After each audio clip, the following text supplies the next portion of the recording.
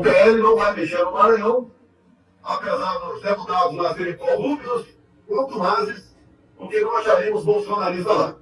A gente vai mexer no Maranhão, é um compromisso que eu fiz com o governo do partido, em sanear o partido e mostrar que é um partido diferente de alguns outros que estão por aí, que nós queremos realmente o partido do povo que possa confiar.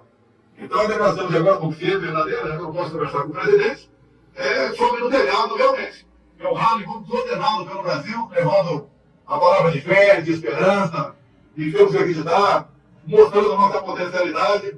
E temos 3 estados do Brasil que realmente não tem como a gente continuar falando em PL, se esse parlamentar desse estado continuar na vida. Se querem passar a mão na cabeça de meia dúzia e prejudicar 90, é outra história. Maranhão não vai ficar como está, eu sei que sou presidente de honra, apenas presidente de honra do partido, não vamos nada aqui, mas não tem clima do nosso pessoal permanecer no partido, não se passa a mão na cabeça de marginais. Quando eu cheguei em Imperatriz, na questão de 4 semanas, tinha feito uma busca e apreensão na casa de 2 deputados do BR, o Maranhãozinho e o pastor Gil. E lá, as notícias lá, é o seguinte: deputados do Bolsonaro apoiados em corrupção. Eu não devo nada para ninguém, não sou o dono da verdade, o pai da ética. Mas eles ficaram, se vai continuar no partido, a gente não tem como realmente falar. E o PL é um partido diferente. Ou expulsa esses dois, mais uma vez, não é a primeira vez não. Pega em corrupção, ou então fica difícil a gente falar que o PL é um partido diferente. E outra coisa, deixar bem claro, eu sei que não sou nada do partido, agradeço muito o Valdemar, sempre de honra. Mas candidato para 26 é Jair Messias Bolsonaro. Isso é elegível por quê? Porque reuniram embaixadores? Porque subiram o carro de som do pastor Malafaia? O primeiro, abuso de poder político. Que votem aí e reuniram embaixadores. Outro, que abuso de poder econômico está no carro de som do pastor Cida Malafaia. É uma perseguição. E isso foi avante. Essa inelegibilidade continuar valendo, eu jogo a toalha, não acredito mais no Brasil, no meu país, eu dou nome agora, dou minha vida por ele. Mas realmente é inacreditável. Se isso continuar valendo, eu só tenho um caminho. Cuidar da minha vida. Antes que me matem, ou façam algo pior com a minha vida. Você pode ver. Muita gente elegeu, basicamente, sem recursos. E o povo acreditando na nossa proposta. Não pode agora achar que vai mudar. Por exemplo, eu não vou falar o nome, mas no lado, uma candidatura pelo Brasil aí. O agente a cabeça, o vice. Enquanto passei por lá há poucos dias, uma maravilha. Houve segundo turno. Já deu uma maioria dentro desse partido, que não é o nosso, buscando apoio do PDT para ganhar o segundo turno. É duro você trabalhar dessa maneira. Eu estou falando com vocês. Esses 2 parlamentares, Maranhãozinho, ele é pastor Gil. Não pode ficar no partido. Ponto final. Todos nós estamos sofrendo com isso. Ah, não tem bolsonarista no Maranhão. Tem gente honesta no Maranhão, sim. Tem o próprio Grande, do PRTB, que perdeu a eleição, que é vivo ao nosso lado. Tem deputado lá, suplente, que está na suplência agora, que quer realmente assumir o partido. Hoje a gente mostra que viemos, o governo está lá como, vamos pegar o ministério com o Lula. E quando está o seu caçado aí, com 3 ministérios com o Lula, ele disse que o partido dele é de centro-direita. Centro-direita, com 3 ministérios no PT, ou secretaria do governo do Estado, ou secretaria do município, ou seja, um partido de negócio. Oi, que legal que você gosta dos meus vídeos. Mas ainda mais importante do que eles é o meu curso. Lá eu posso falar coisas que o YouTube não me deixa falar e com bem mais profundidade. E eu tenho orgulho de ter feito o maior curso de geopolítica já ministrado no Brasil, com mais de 6.000 alunos. É o fim da América e do mundo como conhecemos. Só que tudo que é bom chega ao fim. Depois de 3 anos e 7 turmas, eu estou abrindo por tempo limitado a turma final desse curso. Então, essa, portanto, a tua última chance de fazer parte desse grupo e realmente entender o que está se passando no Brasil e no mundo, para poder ser diferente e ajudar a mudar as coisas na direção certa. Tem um link para você aqui na descrição. É por tempo limitado e com vagas limitadas. De novo, é a última turma. Haja agora para não se arrepender. Um abraço. Foi tiro para absolutamente tudo que é lado. E eu acho que eu arriscaria dizer que muita gente estava com um pouco de saudade desse estilo do Bolsonaro, né? A gente tem faltado posicionamento daquele que é o maior líder político do Brasil. Então, diante dos acordos, muitos deles bizarros, feitos pelo partido, em locais importantes do Brasil. Eu falei aqui no Paulo Figueiredo Show, em que nós analisamos as eleições municipais, o primeiro depois das eleições, eu disse o seguinte: o PL só não fez mais candidatos vitoriosos porque não quis. Porque não lançou mais candidatos e ficou preso com umas buchas, como é esse caso agora explícito do tal do Pimentel em Curitiba, onde o estrago só não foi maior porque o povo colocou a Cristina Grêmio no segundo turno. Contra tudo e contra todos, eu volto a dizer. Então, eu acho bom ver o presidente Bolsonaro, parece que estava puto, eu tentei falar com ele, não consegui, depois de ter visto essa entrevista, espero ter algum contato direto ou indireto para saber o que aconteceu, para que ele finalmente se posicione. É bom ver ele se posicionar e pelo menos dar voz às críticas que estão sendo feitas pela população, pelos eleitores. Os caciques do partido precisam entender isso. Nós, os eleitores, mandamos. É assim que tem que ser na democracia, não são vocês. Eu sei que vocês montaram uma democracia esquisitíssima no Brasil, onde os caciques de partido têm um poder inimaginável. Aqui nos Estados Unidos não é assim, tem primárias para todas as posições, inclusive para deputado, tem primária para tudo, para prefeito, tem primária para tudo. Para presidente, você está vendo?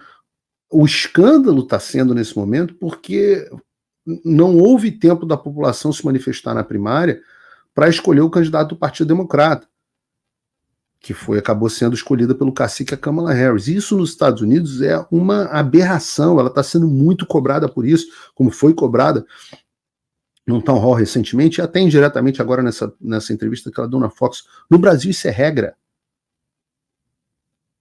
Será que nós queríamos, até mesmo Nunes como candidato em São Paulo? Será que o povo queria isso? Por que vocês, caciques, acham que sabem mais do que a população? E tá aí, a resposta foi dada nas urnas. E tem alguns pontos que têm que ser comentados. O primeiro deles é que finalmente o Bolsonaro peitou o Valdemar Costa Neto. Algo que muita gente dizia, não, ele não tem o poder para fazer. Ora, a gente vai discutir isso aqui. Quem é o PL sem Bolsonaro? O partido que saiu do partido pequeno para o maior partido do Brasil, por causa de quem? Por causa do Valdemar? O Bolsonaro afirma categoricamente: vamos mexer no Maranhão porque tem caras lá que são corruptos contumazes. E a justificativa do Valdemar para manter esse pessoal no PL é que não existe bolsonarista no Maranhão, mesmo diante do fato do PL ter se tornado o maior partido do Maranhão justamente depois que o Bolsonaro entrou em cena. E está correto o Bolsonaro, não tem como manter corrupto e vagabundo no partido enquanto você critica o PT por ter um monte de corrupto e vagabundo no partido deles. Isso é tudo que eles querem. A pasteurização, a homogeneização da política é tudo que eles tentaram fazer com o Bolsonaro. Essa é a narrativa deles. Não, o Lula é ladrão. É verdade, todo mundo sabe que o Lula é ladrão. A gente não pode dizer, né, descondenar, não pode chamar de ladrão. Se o Nicolas chama o Lula de ladrão, dá problema, não sei o quê, mas todo mundo sabe que o Lula é ladrão. Podem me processar, fico guardando a carta rogatória. Agora, eles dizem, mas o Bolsonaro também é ladrão. Olha o partido dele no Maranhão. E se o presidente não fala, fica essa situação. E eu já citei isso aqui inúmeras vezes. Ah, Paulo, mas o Bolsonaro não pode fazer nada se o Valdemar não quiser. O Valdemar é o dono do partido. Ah, mas o Bolsonaro não tem esse poder no PL. E o que o Bolsonaro está fazendo é mostrar que ele tem sim o poder, esse poder todo. E o BO está no colo do Valdemar. Porque, e aqui eu cito ipsis literis a palavra do Bolsonaro, abre aspas, não tem clima do nosso pessoal permanecer no partido se passar a mão na cabeça de marginais. Ou seja, o Bolsonaro está dizendo que o Valdemar, ou o Valdemar para de fazer cagada e entregar o PL na mão de um bando de bandido, ou então os deputados alinhados ao Bolsonaro saem do PL. E vocês sabem o que é o PL sem os deputados alinhados ao Bolsonaro? É um zero à esquerda. E pode ter gente que está se perguntando o seguinte, Mas se o Bolsonaro sair do PL, ele vai para onde? Meus amigos, olha, eu diria que tem poucos partidos no Brasil, tirando obviamente os declarados de esquerda, que não aceitaria receber o Bolsonaro. E não é por gostar do Bolsonaro, não, mas sim porque o Bolsonaro, com a quantidade de gente que ele ajuda a eleger, dá para qualquer partido em que ele esteja, passa a ter o maior fundo partidário e eleitoral do país. De novo, é só você ver o que era o PL antes da chegada do Bolsonaro. Eu quero dizer, isso não é um chute do Paulo, quero trazer isso em números para vocês. O antigo PR, né, era o nome do PL, até 2019, elegeu 34 deputados em 2014 e 33 em 2018. Não era nem, tá aqui a lista, não era nenhum dos 5 maiores partidos do Congresso. Daí você tem a chegada do Bolsonaro, divisor de águas, e o PL fez simplesmente 99, multiplicou por 3 e fez 99 cadeiras, se tornando o maior partido da Câmara dos Deputados. E você acha que os republicanos do Tarcísio não quer isso? Que o PRTB não quer isso? Ou até o Novo, que faz questão de se diferenciar? Diz que o Novo não quer um Bolsonaro? Então, parabéns ao presidente Bolsonaro por peitar estratégias antiéticas do cacique do partido. E finalmente se portar como ele é. O cabo eleitoral mais poderoso do país, o político mais relevante do Brasil, da história recente do Brasil. O segundo ponto que o Bolsonaro tratou foi sobre a sua inelegibilidade. E nesse sentido ele falou 2 coisas. Primeiro, e essa parte eu realmente gostei, foi um aviso ao Valdemar, claro, de que o candidato em 2026 à presidência da República chama-se Jair Messias Bolsonaro. E não é Ratinho Júnior, não é Romeu Zema, não é Ronaldo Caiado, é Jair Messias Bolsonaro. Eu não me lembro de ter visto o Bolsonaro afirmar isso de forma tão categórica recentemente. Isso levantava suspeitas, até porque o Bolsonaro está tecnicamente inelegível. É um fato. E eu considero muito baixas as chances dele ser de fato candidato com o sistema que está em curso, com os indiciamentos que eu acho que vem em novembro contra ele, as acusações formais pela PGR, o indiciamento que vai acabar vindo no negócio do fajuto, do golpe, não sei lá das quantas. Difícil. Mas se ele afirma que ele é o candidato, ele é o candidato. E eu digo para vocês, eu vou dizer para vocês, para o meu público de forma clara. Se Jair Messias Bolsonaro é o candidato de 2026, Jair Messias Bolsonaro é o meu candidato de 2026. E eu faço questão de ser claro aqui com a minha audiência para não ter surpresa. Eu já falei em outras oportunidades que, não sendo o Jair, eu gosto muito do filho Eduardo.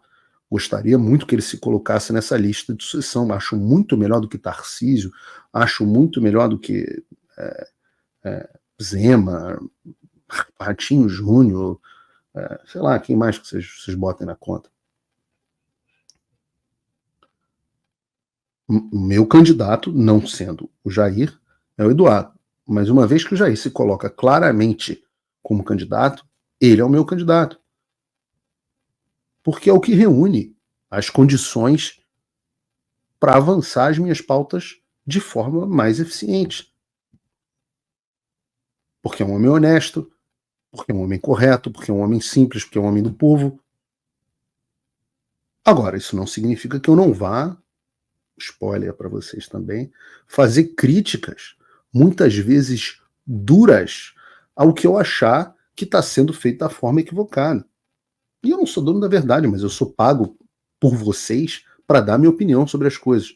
E não para fazer propaganda para o governo, para propaganda para um candidato ou para adorar a pílula. Eu não sou governo, não sou partido. Mas eu tenho posição.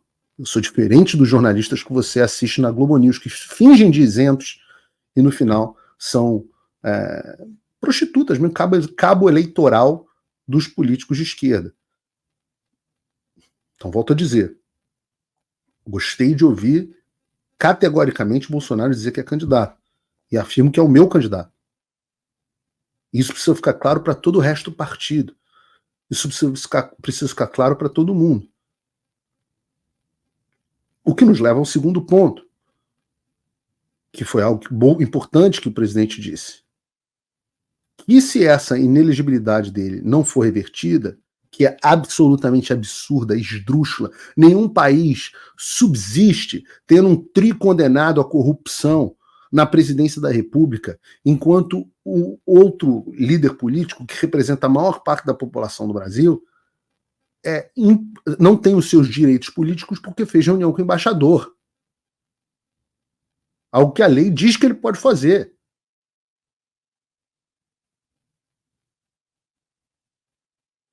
E eu sempre disse para vocês que eu não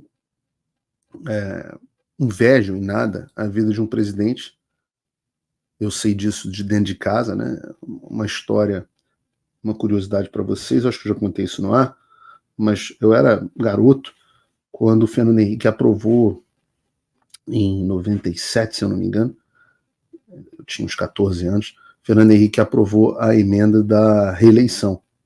Eu me lembro que eu estava ali muito discutindo com meu avô, né, em casa, ele ainda era vivo, o que ele achava, já estava velhinho e tal, mas o que ele achava sobre a emenda da reeleição. Fernando Henrique loteou o país inteiro para poder aprovar aquela emenda.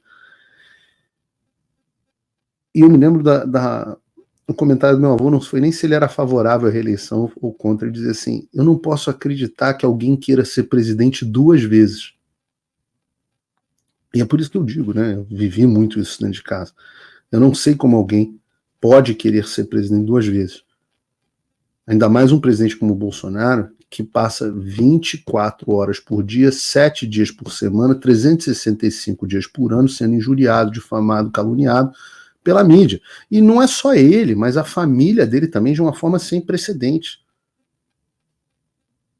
Então eu entendo o sentimento do Bolsonaro, ainda que talvez falar isso ao vivo para todo mundo ouvir, talvez não tenha sido a melhor estratégia do mundo. Mas alguém acha agora que se o Alexandre... Alguém acha que agora que o Alexandre sabe que se ele mantiver a elegibilidade do Bolsonaro até 2026, ele tira o Bolsonaro do jogo para sempre? Você acha que ouvindo isso o Alexandre vai recuar? Eu digo, não sei se foi a melhor estratégia dizer isso. Não sei. Mas foi sincero, foi honesto. Eu gostei que sobrou para o Kassab. E aqui eu tenho que fazer um outro elogio ao presidente Bolsonaro, porque quando nós começamos a trazer aqui a informação de que o PSD era o partido que impede o Alexandre de sofrer o impeachment, eu disse que figuras importantes precisavam cobrar o Kassab, que é o presidente do partido do Rodrigo Pacheco, é o presidente do partido com o maior número de senadores, que pode tornar amanhã o Alexandre objeto de um processo de impeachment. O Ratinho Júnior não cobrou nada, o Sargento Faun não cobrou nada, o Tarcísio não cobrou nada, o Ricardo Nunes não cobrou nada do Kassab. E até o presidente Bolsonaro não cobrou nada à época, ao menos publicamente. E agora cobra, e cobrou pesado. Repetindo a frase do Bolsonaro: ou a gente mostra que viemos, ou vamos pegar ministério com Lula, igual tá o senhor Kassab aí, com 3 ministérios com Lula, e ele diz que o partido dele é de centro-direita, centro-direita com 3 ministérios do PT, com secretaria no governo do Estado, no governo do município, ou seja, um partido de negócios. E aí vocês veem aqui que, ao falar isso, ele não cobrou só o Kassab, mas também ao Tarcísio e ao Nunes em São Paulo. A crítica ao Kassab é mais direta, em razão dele ter 3 ministérios no governo Lula e querer pagar de partido de direita. Mas já o Tarcísio e ao Nunes, a crítica é na medida que o Bolsonaro também cobrou o fato do PSD ter secretarias no governo do Estado e no governo do município. o qual é o estado e o município em que o PST tem secretarias importantes. É São Paulo.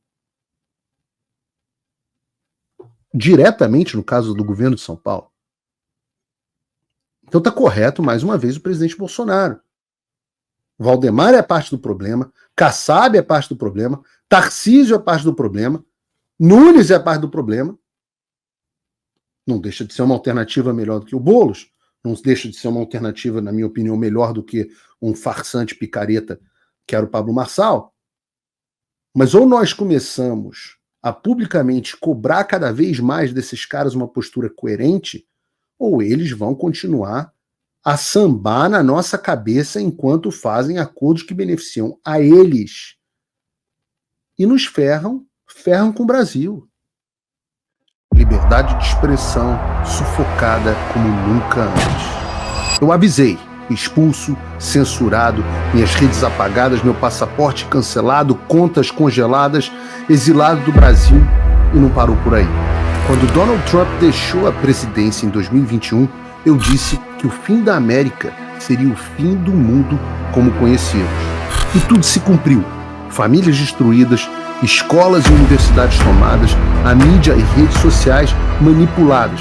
A geopolítica global está em chamas, nos Estados Unidos, no mundo e no Brasil. E você está vendo o caos, mas você sabe realmente o que está acontecendo? Alguns desistiram, outros querem lutar, mas você sabe contra quem ou contra o que você realmente está lutando? É tudo desinformação para criminalizar a opinião direita e justificar medidas autoritárias que ele já vem tomando. Você acha que está lutando uma guerra local, mas e se eu te disser que essa guerra é global? Eu sei o que está acontecendo e decidi que vou lutar até o fim. Mas eu não posso vencer essa guerra sozinho. Eu preciso de você. Eu preciso que você entenda o que realmente está em jogo. Eu já formei um exército de mais de 6.000 alunos, nesse que é o maior curso de política global já ministrado no Brasil. Agora, nós estamos nos capítulos finais dessa luta pela nossa civilização. Essa é a última turma e, portanto, sua última chance de fazer parte desse grupo. O fim da América e do mundo como conhecemos. Essa é a sua última chance de se preparar.